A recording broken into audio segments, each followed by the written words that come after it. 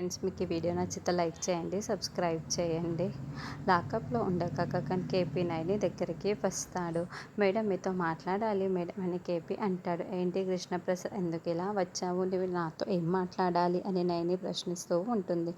Madam మీతో ఒక ముఖ్యమైన విషయం మాట్లాడాలి మేడం. గగన్ ఏ తప్పు చేయలేదు మేడం అని కేపీ చెబుతూ ఉంటే, ఇవన్నీ నువ్వెలా చెప్పగలవు, తప్పు చేశాడు కాబట్టే మేము అరెస్ట్ చేశాము అని నైని అంటుంది.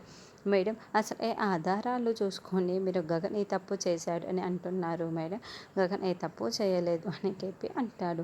అది చెప్పాల్సింది నువ్వు కాదు, మేము ఎవిడెన్స్ అన్నీ చూపిస్తాము. కోర్టు తప్పు చేశాడా లేదా అన్నది శిక్ష వేస్తుంది. నువ్వు మాకేమీ నీతులు చెప్పని అవసరం లేదు, నువ్వు ముందు ఇక్కడ నుండి వెళ్ళిపో, నాకు చాలా పనులున్నాయి అని నైని అంటుంది. మేడం నేను ఎప్పుడూ నిజం చెబుతున్నాను మేడం. అసలు నా ఇద్దరు కొడుకులు అలా గెస్ట్ హౌస్కి వస్తారు అని, అది శరత్చంద్ర గెస్ట్ హౌస్కి వస్తారు అని నాకు ముందే తెలియదు మేడం.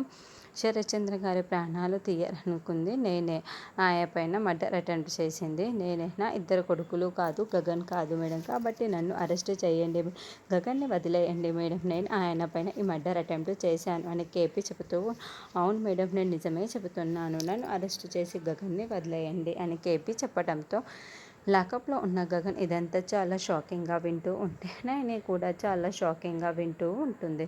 మరి కేపీ ఈ విధంగా చెప్పడంతో గగన్తో పాటు కేపీని కూడా నైని అరెస్ట్ చేసి గగన్ని వదిలేస్తుందా అందే నెక్స్ట్